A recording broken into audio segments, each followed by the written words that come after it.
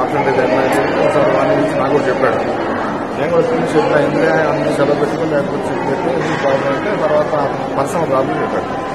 దాని మీద ప్రాబ్లం ఉన్నా సార్ నాకు ఉద్యోగం చేయబుద్ధి కాదు అని అంటే నేను మా ఇన్స్పెక్టర్స్ 3-4 సార్లు పిలిచి కౌన్సిలింగ్ కూడా చేయడం జరిగింది. తర్వాత అల్టిమేట్గా ఏం చేశామంటే అతను నేను ఉద్యోగం మానేయాలి, నేను ఉద్యోగం చేస్తానని చెప్పి చెప్పాడు. కాగితం కూడా ఇచ్చాడు యాక్చువల్గా. కానీ మేము అతని మెంటల్ కండిషన్ వల్ల ఫ్యామిలీ ప్రాబ్లం వల్ల అనవసరంగా ఉద్యోగం ఎఫెక్ట్ అవుతున్న ఉద్యోగంతో అతనికి నీకేమైనా ఆరోగ్య ప్రాబ్లం లేదా ఏదైనా ఉంటే సిక్కు సెలవు పెట్టుకుంటూ ఈ మధ్య కాలంలో మరి ఫ్యామిలీ ఏం జరిగింది అంటే రిజల్ట్ ఆయన విచారిస్తే బ్యాక్ అమ్మాయిని తీసుకొచ్చి మళ్ళీ ప్రాబ్లమ్స్ కంటిన్యూ అవుతా ఉంటే హాస్పిటల్ ఇక్కడ యూరినల్ ప్రాబ్లమ్స్ డాక్టర్స్ వాళ్ళు ఏం చెప్పలేదు సార్? యూరినల్ ప్రాబ్లం ఉంది, అది ప్రభుత్వంతో ఇన్వెస్టిగేట్ చేసేయడం జరిగింది. ఆంధ్రప్రదేశ్ ఏం లేదు, కాస్త మెంటల్ కండిషన్ ఎగ్జామ్ చేస్తాము, బాగానే ఉండదు వస్తారు. 4 హాస్పిటల్ ఎగ్జామ్ అయినా కానీ మనం ఫైనల్ రిజల్ట్ ఇస్తాం. ప్రస్తుతం ఇబ్బంది అయితే లేదు, బ్రదర్స్ కూడా ఇన్ఫార్మ్ చేస్తాం. సమస్య ఏంటంటే గతంలో మా ఇన్స్పెక్టర్ 4 రోజులు ఆబ్సెంట్ అయ్యేటప్పుడు కానిస్టేబుల్ అతను వాటికి చెప్పబట్టుకుంటానికి ఇష్టమైన ఆబ్సెంట్ అయ్యేటప్పుడు బందోబస్తు అయ్యి ఉంటుంది. అలాంటి అది నా నోటీస్కి వస్తే నేను తీసి అడిగినాను అబ్బాయి అట్లా ఆబ్సెంట్ అవుతాయి कांस्टेबल काम कर रहे हैं. इनका 3 भाई और पेरेंट्स भी है और 6 साल के पहले उनको अपना टीम में रिसेंट 1 मंथ बैक तो फ्रीक्वेंट ऑप्शन है तो कंसर्न इंस्पेक्टर ऐसा ऑप्शन नहीं होना, इंपॉर्टेंट बंदोबस्त रहता हो रहा था. पहले परमिशन लेना, नहीं तो लीव लेना बोले तो चला थोड़ा बहस हो गया. फिर बाद में मेरा नोटिस में आया तो मैं भी समझाया उनको.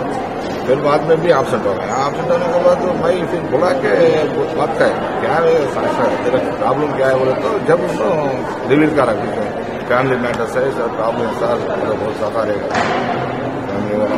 तो मैं क्या बोला लेके आओ एक बार, मैं भी काउंसलिंग करता हूँ उसको बोला. फिर बाद में क्या है नहीं सर मैं नौकरी करने का इंटरेस्ट नहीं, मैं रिजाइन करता हूँ चले जाता हूँ ऐसा बोले. तो मैं समझा ऐसा अच्छा नहीं दिखता, एक बार नौकरी गए तो मत देने वाला नहीं, बहुत देख रहा ना कॉम्पिटिशन कैसा है बोलते. तो एक्चुअली हेल्थ प्रॉब्लम है तो सिटी में चले जाओ, फिर बाद में फैमिली मैटर सेटिंग करो, अच्छा होता हो समझा. फिर क्या हुआ क्या है कल इधर आके ब्लैडर यूरिनरी ब्लैडर प्रॉब्लम है बोलते इधर आके अभी आगे डॉक्टर से भी बात किया मैं, तो एग्जाम कर रहे हैं, रिपोर्ट्स आने के बाद रिजल्ट मांगा. एक्चुअल प्रॉब्लम है तो मैं सिर्फ चले जाता. जो सीआई साहब है नहीं दिख रहा ना अभी तक अपना क्या है फैमिली प्रॉब्लम. और एक बात ये फैमिली प्रॉब्लम हर लोग की मेरा की भी है बोल के हम बोला उनको पर्सनली तेरे को नहीं रहे, हर फैमिली को थोड़ा प्रॉब्लम रहता है, अंडरस्टैंडिंग करके चले जाना. और क्या मैं भी समझा, मैं नॉलेज में नहीं तो मैं बोल सकते हैं, मेरा नॉलेज में है, मैं पर्सनल काउंसिल करा, मैं इंस्पेक्टर्स का दूसरा इंस्पेक्टर्स की बात लेटर सबको छुट्टी पूछे सिर्फ पूछे नहीं देते करते सिर्फ पासपोर्ट नहीं दे रहा. रियल प्रॉब्लम है, बैक पेन है, किडनी में स्टोन है, बोला भी नहीं दे तुम बोला.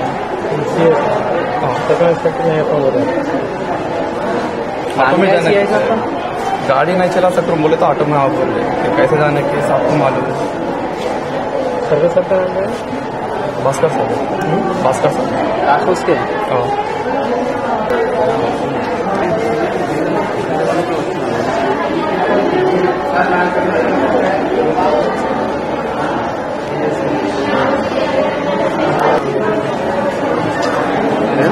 उधर से लेकर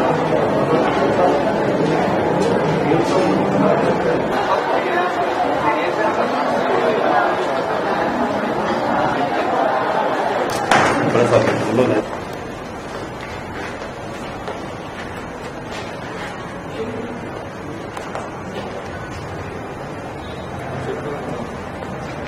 Okay.